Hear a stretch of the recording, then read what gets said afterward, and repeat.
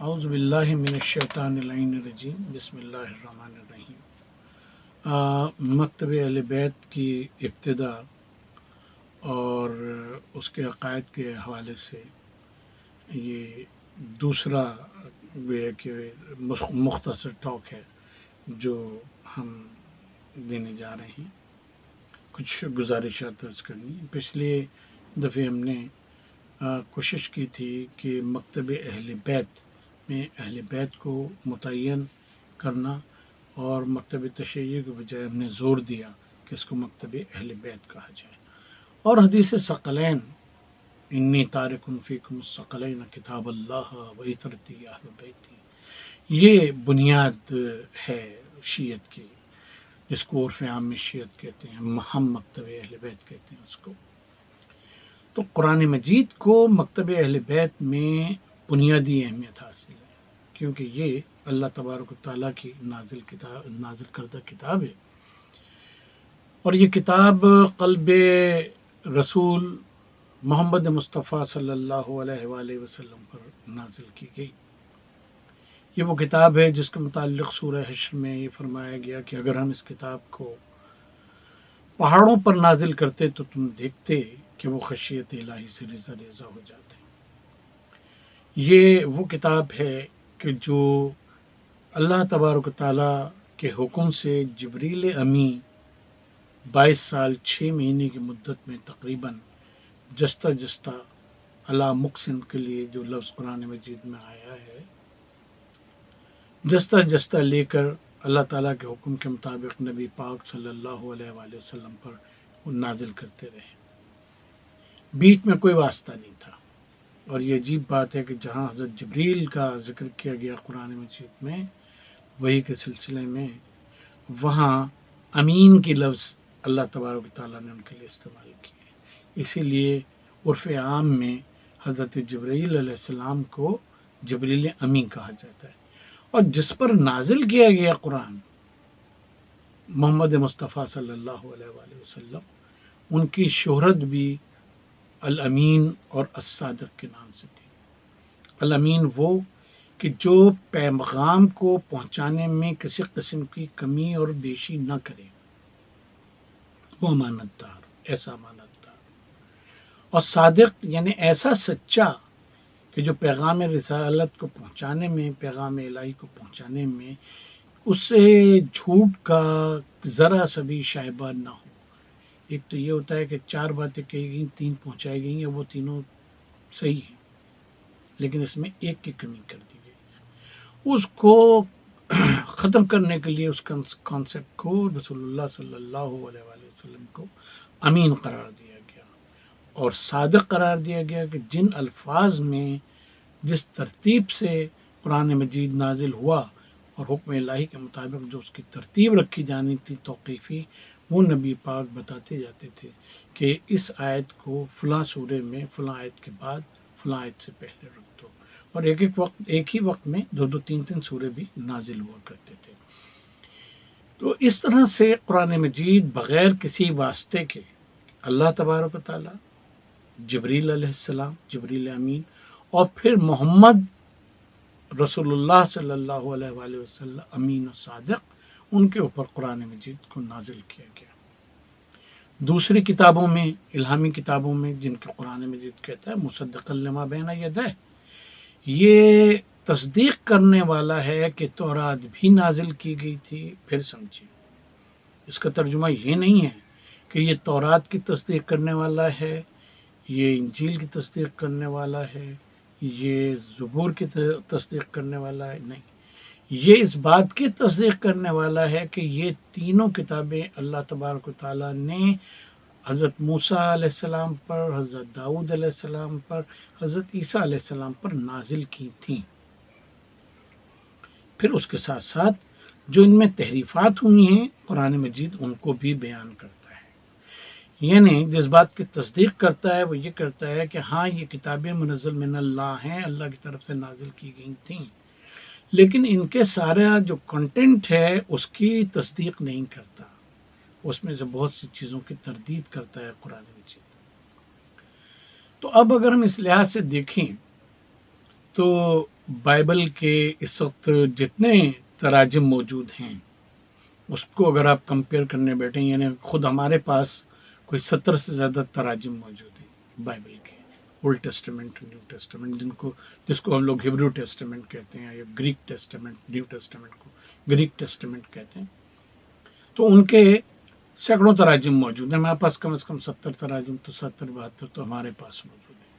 اب اگر ان کو کمپیئر کرنے بیٹھیں کہ اصل میں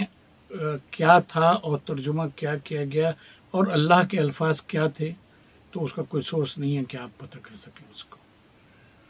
لہٰذا you can't refer back to the original text of these books in order to know what was the real text and which translation is most near to the original text. یعنی کون سا ترجمہ ایسا ہے کہ جو اصل ٹیکسٹ جو ہے جس میں وہ نازل ہوئیں، جیسے اس کی کتاب میں اولڈ ٹیسٹمنٹ کی ہبریو میں بہت سی نازل ہوئیں، یعنی عبرانی میں، ہبریو اریمک میں نازل ہوئیں، کچھ سمیری جو وہ ہیں ٹیکسٹ ان کو بھی کنسیڈر کیا جاتا ہے کہ شاید یہ بھی اس کا ایک پارٹ رہے ہیں. اسی صورت سے جو نیو ٹیسٹمنٹ ہے جس کو ہم لوگ گریک ٹیسٹمنٹ کہتے ہیں، تو وہ کتابیں بھی ان کے بھی تراجم موجود ہیں، ساری چیزیں موجود ہیں، لیکن اوریجنل ٹیکسٹ جو ہیں وہ پہلے 4 گوسپلس کے بھی نہیں ملتے اوتھینٹسٹی کے ساتھ، اور بعد کے بھی نہیں ملتے. یہ جو 70 یعنی 70 علماء نے بیٹھ کر جو پوری بائبل کا ترجمہ کیا تھا، اس کے اوپر بعد کے تراجم جو ہیں وہ اس کے اوپر بیس کرتے ہیں. تو اب اگر ایک گویا کہ فقرے یا ان کے مطابق، آیت کے مطابق اگر یہ ہو جائے کہ اس کو طے کرنے بیٹھیں کہ کون سا ترجمہ ٹھیک ہے ان 70-80 تراجم میں، تو آپ کو اوریجنل ٹیکسٹ جو ہے اس کا نہیں ملے گا. جبکہ قرآن مجید کے بھی سینکڑوں تراجم موجود ہیں. ہر عالم نے اپنے فہم، اپنی بصیرت کے مطابق ترجمہ بھی کیا ہے اور تشریح بھی کی ہے، تفسیر بھی کی ہے، لیکن اوریجنل ٹیکسٹ اس کا قرآن مجید کا موجود ہے. اور کوئی بھی شخص جو عربی میں اور خاص طور پہ قرآن مجید کی عربک میں مہارت رکھتا ہے، وہ اصل ٹیکسٹ کی طرف رجوع کر کے یہ بتا سکتا ہے کہ کون سا ترجمہ جو ہے، یہ سمجھ سکتا ہے کہ کون سا ترجمہ اور تفسیر جو ہے وہ اوریجنل ٹیکسٹ کے مطابق ہے. تو اس طرح سے اس کا ٹیکسٹ بھی محفوظ ہے قرآن مجید کا. اور ایک بہت بڑی بات کہی ہے کہ جو آگے ہماری رہنمائی کرتی ہے کہ وَلَوْ كَانَ مِنْ عِنْدِ غَيْرِ اللَّهِ لَوَجَدُوا فِيهِ اخْتِلَافًا كَثِيرًا. اگر یہ قرآن مجید اللہ کے سوا کسی دوسرے کی طرف سے ہوتا تو تم اس میں بہت زیادہ اختلاف پاتے کہ ایک جگہ ایک بات کہی گئی، دوسری جگہ دوسری بات، تیسری جگہ تیسری بات. اس سے کیا پتہ چلا؟ اس سے پتہ یہ چلا کہ ہدایت جو ہے اللہ تبارک و تعالیٰ کی طرف سے، اس میں جو آتی رہتی ہے تو اس میں اختلاف نہیں ہوتا باہمی، بلکہ وہ ایک ہی ہدایت ہوا کرتی ہے. اب اگر ہم اس کی تفسیر اور تشریح کی طرف جائیں کہ قرآن مجید اگر ایک سنگل ٹیکسٹ ہے، انٹچڈ،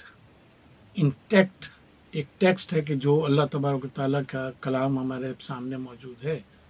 تو اس کی تشریحیں تو اتنی ہیں کہ شد پریشاں خواب من از کثرت تعبیرہ، کہ اتنی تشریحیں ہو گئی ہیں کہ اگر اردو داں طبقہ اردو کے تراجم اور تفاسیر کو لے کے بیٹھے تو اسے قرآن سمجھ میں نہیں آئے گا کہ کون سی تشریح صحیح ہے، کون سی تشریح صحیح نہیں ہے. اس کے برخلاف اگر آپ مکتب اہل بیت میں جائیں، جس کو عام طور پہ مکتب تشیع کہا جاتا ہے، تو تفسیر بالرائے، اپنی رائے سے تفسیر کرنا قرآن مجید کی ہمارے مکتب میں حرام ہے،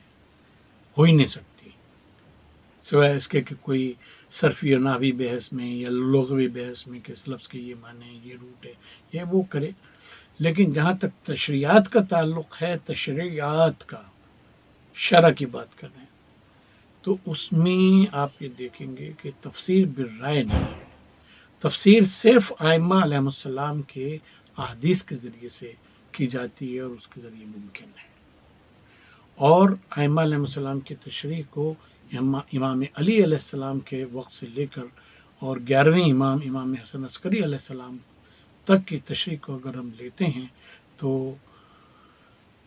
اس میں ہم کسی قسم کا اختلاف نہیں پاتے. ایک امام نے جو تشریح کی ہے وہی آیت اگر دوسرے سے پوچھی گئی تو دوسرے نے بھی وہی تشریح کی ہے, تیسرے نے بھی وہی تشریح کی ہے. علی ھذا القیاس 11 ائمہ علیہ السلام نے ایک کی تشریح کی ہے. تو وہ جو قرآن مجید کی آیت ہم نے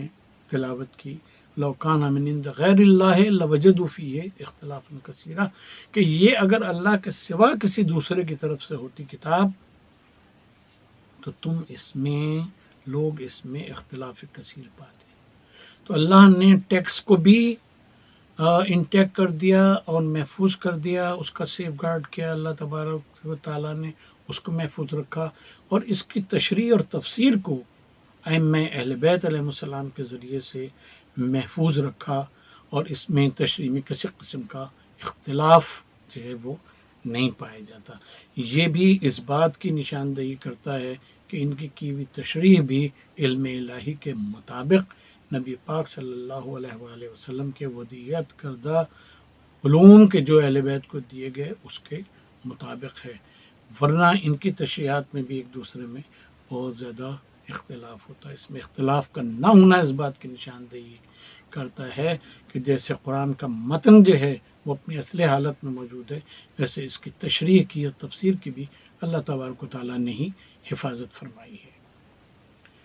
تو یہ حدیث ثقلین کی اصل میں جو تشریح ہے اس کا ایک پہلو ہم نے آج آپ سے عرض کیا. سلام علی من اتبع الہدی.